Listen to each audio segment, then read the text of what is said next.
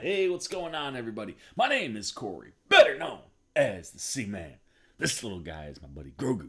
We want to welcome you to another edition of the Seaman's Cinema. Sit down. Grogu's chilling to my left. I got my festive Grogu wear on my body. Means it's Friday morning, and on Friday mornings there is only one thing that we talk about. You know what it is, so why don't you pull up a chair, take a seat. We are getting ready to dive in spoiler-free into the Mandalorian Chapter 15, The Believer. And this is another solid episode, specifically from Rick Famuyiwa, who's back this week directing again. But this is a palate cleansing episode.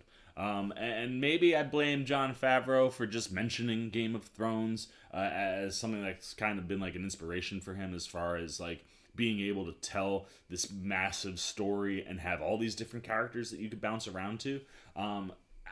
Maybe it's because he's mentioned it. Maybe it's just because Game of Thrones trained us to expect the second to last episode in the season to be one of the most important episodes of the season. And that's not how The Mandalorian works. So damn you, Game of Thrones. But we come off two massively big episodes. I mean, like 5 out of 5 star episodes. And Famuyiwa lands this kind of palate cleanser. You know, we've had two like missions that tie heavily into the main mission and gave us action that was just big time, you know, like big time action. So the way I can really describe it. But this week we get some big time action. Famuyiwa does a really nice job with his set pieces. There's one sequence in particular that involves like, I don't want to spoil anything, but there's one sequence that I was like, yes, Rick, I like what you're doing.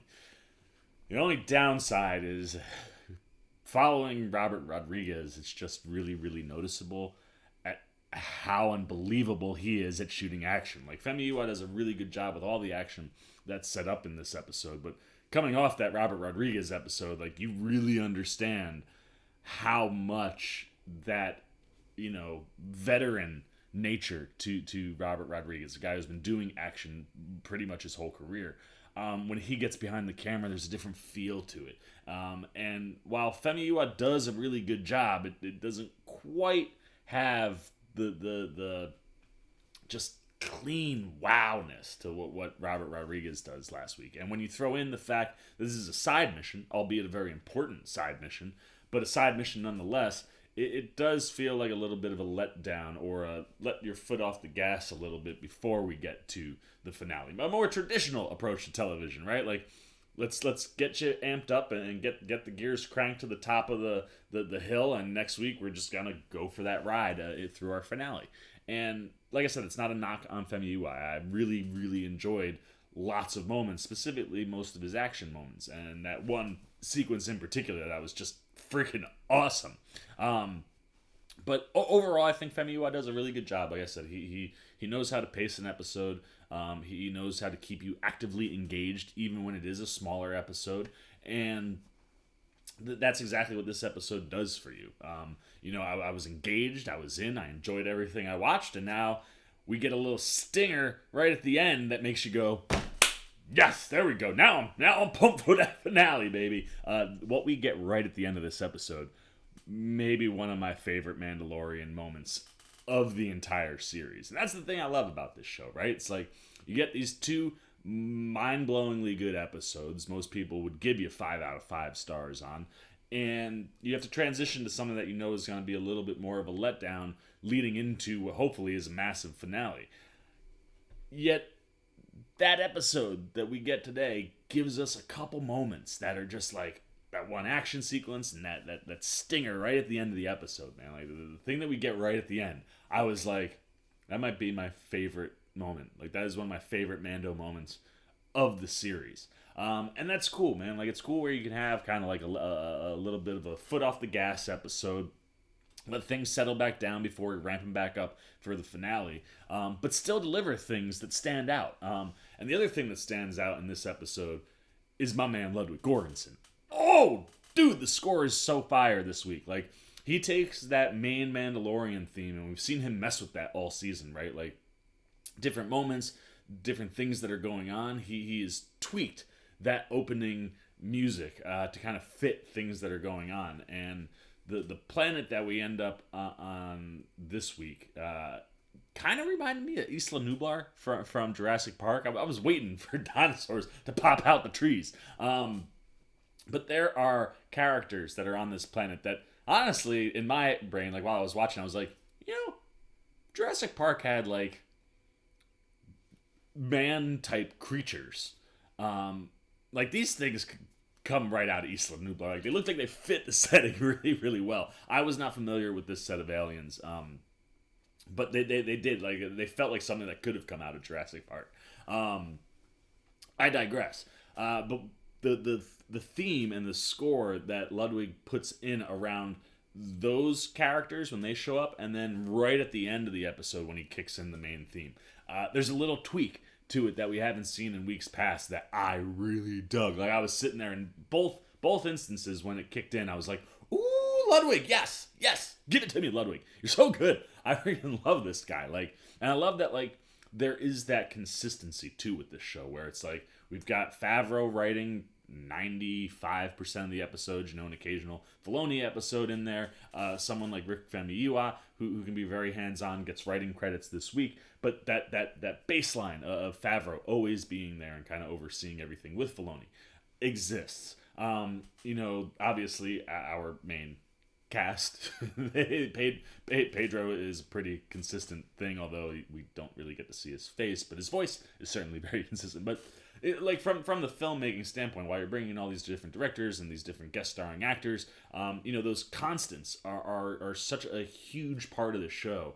And what Ludwig Göransson is able to do with the score that is constant, but give you just enough variation where it's like, ooh, that was like something brand new, even though it's the theme we hear all the time. Like, I love the little tweaks that he puts on the scoring. And as far as our actors go this week, spoiler, I'm pretty sure we all figured this out based on the way last week ended, but this is another Bill Burr episode. Rick Famuyiwa back, teaming up with Mr. Bill Burr, and while there is like a slight element of when Burr's on screen, like kind of taking you out of it just because it's Bill Burr and you get excited when you see Bill Burr, at least I get excited when I see Bill Burr on screen, and that like takes you out of it just like a little bit, because like I don't like Ming Na, for example. Like at this point when I see her, like I see Fennec, I see Cara Dune. When I see Gina Carano, I see Bill Burr. I don't see Mayfeld. But that being said, that doesn't take anything away from Bill Burr. I actually thoroughly enjoy him both instances that he's shown up in The Mandalorian, and this week even more so than last season.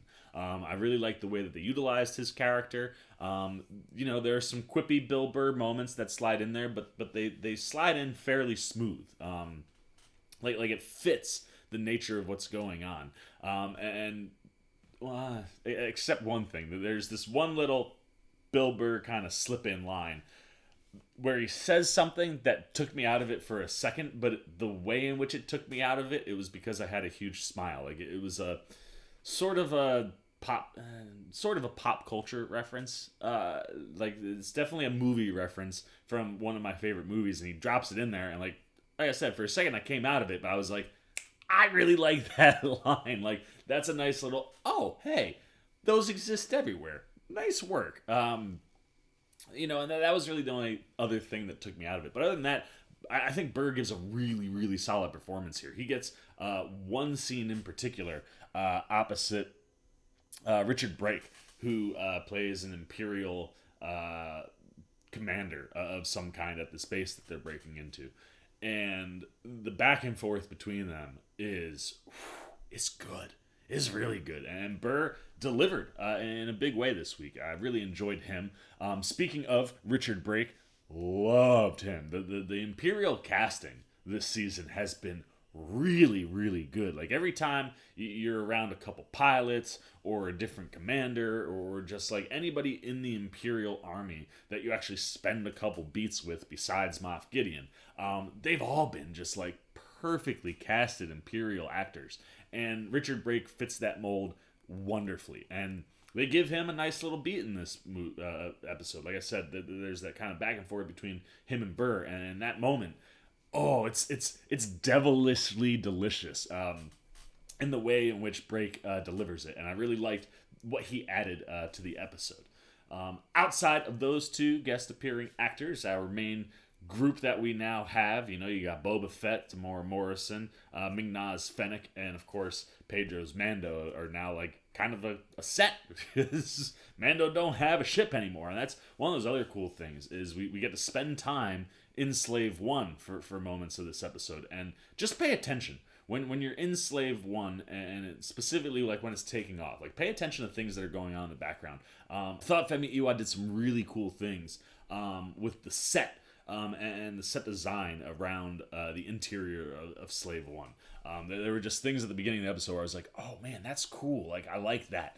But obviously we have those three because there is no more Razor Crest, just Slave One.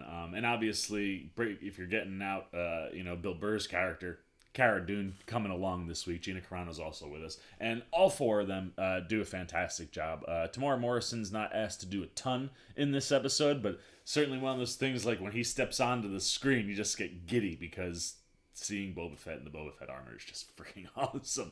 But aside from that, he's your pilot. He's your getaway driver, so to speak, for this week's mission. So he kind of gets to chill.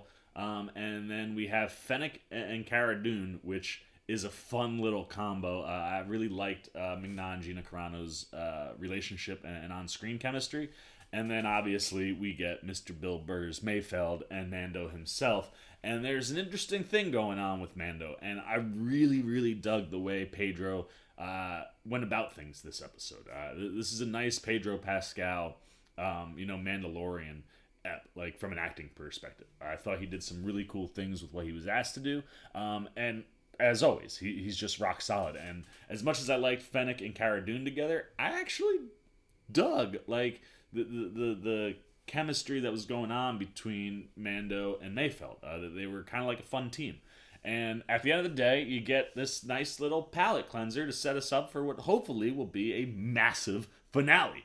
These 35-minute episodes, I can't do it next week. I need that full hour, Mr. Jon Favreau. We know you're coming back. We know you're going to bring us home.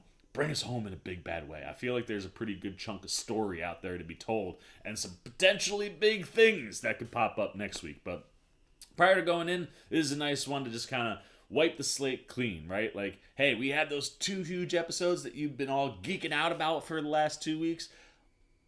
Don't forget them, but like, let that simmer a little bit. Let that settle down. Let your excitement come to here. So hopefully next week we can pop all the way back up to the top. So was it my favorite episode of the season or the series? No. But again, it's another solid episode from Femi Iwa. I really enjoy the way he shoots an episode, even though following Robert Rodriguez, it's a little bit lackluster. There's some really, really nice things that he does throughout the episode, and the guest stars this week in Brake and Burr really, I thought, added to a nice side mission, an enjoyable side mission that, like I said, gets us ready for next week. So there you go, man. Those are all my non-spoiler thoughts on The Mandalorian Chapter 15, The Believer.